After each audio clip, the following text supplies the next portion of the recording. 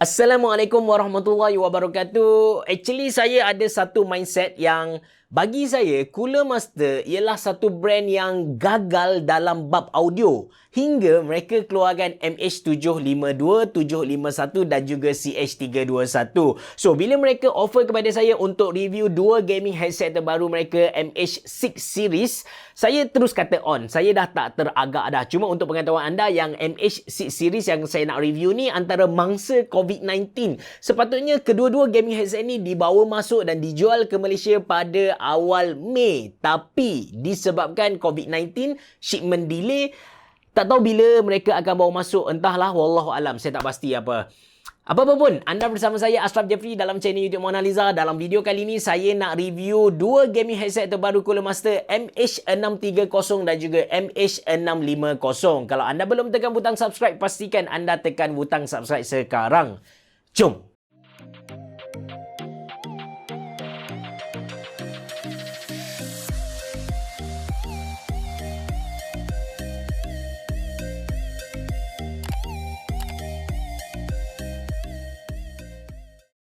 Okey, disebabkan MH630 dan juga MH650, dia punya design actually lebih kurang sama. So, untuk unboxing, saya just unboxing MH630 sebab saya nak tunjuk kepada anda dia punya packaging tu gorgeous dan juga apa yang anda akan dapat bila anda beli MH630 ni. So, kita buka dulu. So, kita akan dapat satu buku manual MH630 dan di sini dia ada tulis package content. Dalam dia ada satu gaming headset, lepas tu ada quick start guide which is yang ni yang kita pegang. So, ini detachable flexible microphone. Lepas tu dia cakap ada satu push bag. Okey, kita ada satu push bag dekat bawah ni untuk kita letak headset dalam ni. Kemudian dia ada bagi kepada kita splitter. So, ini dia punya headset. So, packaging dia seriously memang nampak gorgeous, nampak menarik, nampak mahal macam tu. Dia punya kabel bukan ada dekat bawah ni. Dia punya kabel ada di dalam ni. Macam mana Okey, macam ni. So, kita dah nampak dia punya kabel dekat dalam ni lah.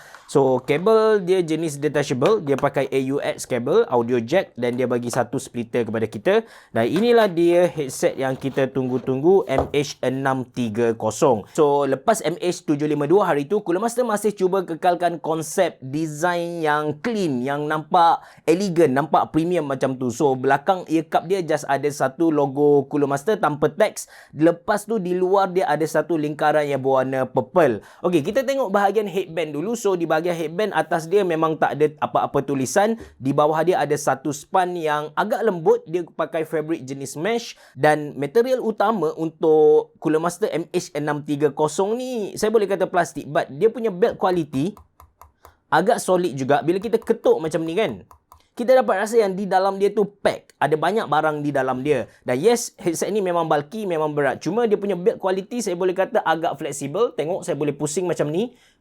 Dan first experience saya ada share dekat saya punya IG yang saya agak terkejut dengan betapa fleksibel dia punya ear cup ni. Memang fleksibel sesuai untuk kita punya telinga. Kita boleh pusing macam ni dan dia punya ear cup boleh naik dan turun macam ni lah. Okey, kita tengok daripada earpad pula. So, earpad untuk headset ni agak tebal, agak lembut. Cuma kalau compare dengan MH752, dia sedikit keras lah. Lepas tu kita tengok dia punya bukaan. Bukaan untuk ear cup dia dari segi tinggi 7 cm. Lebar dia lebih kurang dalam 5 cm. Tebal dia lebih kurang dalam 2 cm. Okay, so untuk MH630 ni, dia punya controller ada di ear cup belah kiri. Kita ada volume wheels. Lepas tu kita ada satu mute button untuk mic mute button. Ada satu port untuk ini ialah actually untuk MH630 ni, dia jenis detachable. So, kita cucuk dia punya kabel masuk dekat sini. Masuk dan lock. Kita boleh lock macam tu. Dan ni dia punya mic lah. So, mic kita akan cucuk masuk dekat sini. Sama juga mic dia jenis detachable. Okey, untuk MH650 pula. So, ini dia MH650. Kalau kita compare dengan MH630 tadi, kita boleh nampak yang MH650 ni dia ada RGB, lingkaran RGB dekat belakang ear cup. Kemudian dia punya kabel jenis tak tak detachable, dia tak boleh cabut, dan dia pakai sambungan jenis USB lah. So untuk design actually lebih kurang sama, identically sama, cuma dekat dari segi controller yang earcup belah kiri pun sama, ada volume wheels, lepas tu ada mic mute button, lepas tu dia punya kabel sambungan tadi, dan dia punya mikrofon kita cucuk dekat sini. Kemudian belah kanan punya earcup, dia ada satu 7.1 button, 7.1 surround function button. Lepas tu dia ada LED button lah. So LED ni kita boleh tukar sama ada kita nak color cycle macam ni, ataupun kita nak static LED, ataupun kita nak branding punya LED lah. So warna putih ni dia akan bertukar, dan juga kita boleh off lah. Untuk LED, kita pun boleh setting guna Cooler Master Portal. Bila kita cucuk saja headset ni dekat kita punya PC dan kita ada Cooler Master Portal, dia akan detect lah MH630 ni. Alright, sekarang saya tukar ke mikrofon MH650 berkenaan dengan audio quality kan. Audio quality untuk MH650 ni secara general saya boleh kata dia kuat, lepas tu dia lebih clear, dan bass dia tu sangat punchy. Lagi best bila kita ubah dia punya bass ikut cita rasa kita. Macam kalau kita guna software dia, kita bukan saja boleh ubah lighting yang saya bagi tahu tadi, tapi kita boleh ubah juga dia punya EQ, kita boleh ubah juga dia punya bass tu. So dekat bahagian bass ni, kalau kita letak di bass yang paling tinggi, treble untuk audio headset ni dia akan hilang terus. Dan sama juga kalau kita letak ke bass yang paling rendah ataupun kosong, treble akan dengar dengan jelas dan bass akan tenggelam lah. So apa yang best ialah kita boleh cari bass yang tinggi mana yang kita nak, yang sesuai dengan cita rasa kita.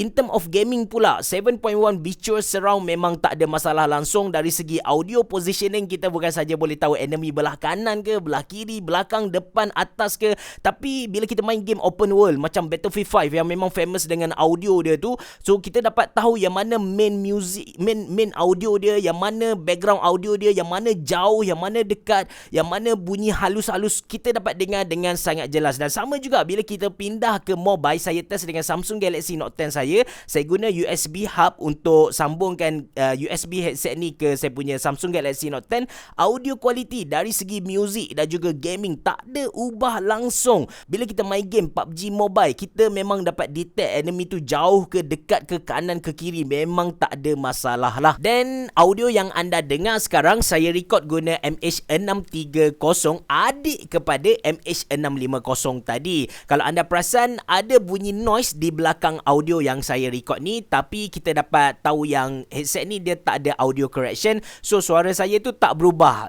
Ni lah suara tulen seorang lelaki sejati. Sebagai revision, yang headset ni dia guna audio jack, dia tak ada LED, dan kabel dia jenis detachable. Dari segi audio quality, kalau nak compare dengan TechWare Q5 dan juga Cooler Master CH321, audio quality untuk MH630 ni lagi bagus compare dengan dua yang tadi lah. Even kalau compare dengan Sutai pun, yang ni lagi okey. Dari segi gaming pula, walaupun dia tak ada virtual 7.1, kita dapat detect enemy belah kanan atau belah kiri, depan, belakang dengan jelas lah. Cuma dari segi audio stage, dia punya headset ni tak audio dia tak luas sangat. Dia just macam ada dua pilihan saja. Dia tak flat, tapi dia macam ada dua pilihan saja, sama ada enemy tu jauh ataupun enemy tu dekat. Dia tak boleh nak detect antara jauh dan dekat tu. Let's say ada 5 km, dia just detect 1 km dan juga 5 km. Kalau enemy tu 4 km, dia akan terus bundar ke 5 km macam tu lah. That's why kalau anda nak cari satu gaming headset yang betul-betul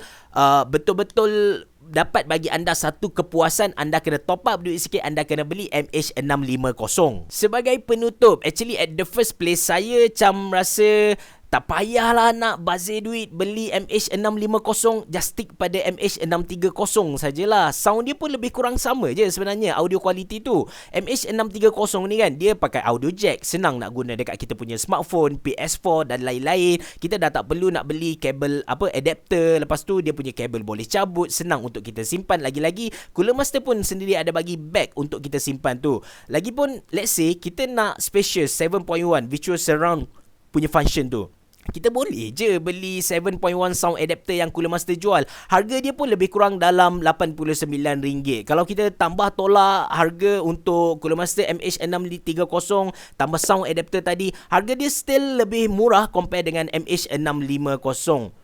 Oh, saya lupa yang harga untuk MH650 ialah 339, manakala MH630 yang saya guna ni ialah RM229. Buat masa ni, actually Cooler Master plan untuk bawa masuk gaming headset ni pada akhir bulan April ataupun awal Mei, tapi disebabkan PKP ataupun Perintah Kawalan Pergerakan ni, so dia punya shipment tu delay, tak pastilah bila masuk, kemungkinan besar Jun lah. So dari segi mikrofon punya kualiti, untuk MH650 memang kita tak dapat dengar sebarang noise, tapi untuk MH630 ada bunyi noise tu lah. Dari segi audio correction memang tak ada, kita dapat dengar suara saya yang tulen, kita tak dengar suara saya itik kuat, kita pun tak dengar suara saya macam duduk dalam kapal selam lah. Kemudian dari segi keselesaan, kedua-dua dia bagi span yang sangat tebal kepada kita, so selesa tu memang selesa. Kita punya telinga memang tak tersentuh dengan dinding audio dia. Cuma bila kita bergerak macam ni, kita dapat dengar bunyi geseran antara dia punya earpad dengan kita punya kulit kepala, which is agak annoying jugalah. Dari segi panas tu memang panas, lagi-lagi kalau MH630 tu bila kita on dia punya LED, kalau kita pakai tu dapat rasa haba dikeluarkan daripada dia punya LED. Tak adalah kita pakai 10 minit terus rasa panas, tak adalah. Kita pakai 1 jam atau 2 jam barulah kita dapat rasa panas dekat headset tu. Tapi benda tu bukanlah satu masalah yang besar. Kita boleh off saja LED, bila kawan kita datang dekat barulah kita on, sebab kita nak riak dekat kita punya kawan tu kan. Kemudian dari segi isolation, so isolation untuk gaming headset ni, kedua-dua bagi satu isolation yang sangat bagus. Bila kita set volume ke 50 ataupun 60%, orang luar tak akan dengar apa yang kita dengar. But bila kita set 70% ke atas, kita pula tak akan dengar apa yang orang luar cakap kepada kita. But in the same time, orang luar akan dengar apa yang kita layan tu.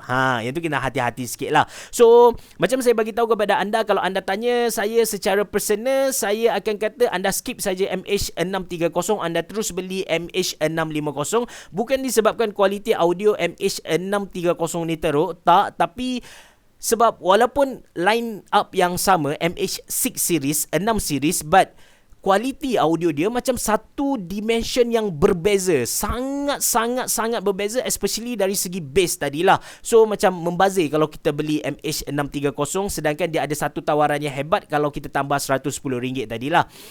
Saya sebenarnya agak ternanti-nanti bila Cooler Master Malaysia nak bawa masuk MH670, abang kepada 630 dan juga 650, which is wireless. Saya tak sabar untuk guna dan juga test MH670 ni. Saya harap Cooler Master dapat message yang saya cuba sampaikan ni.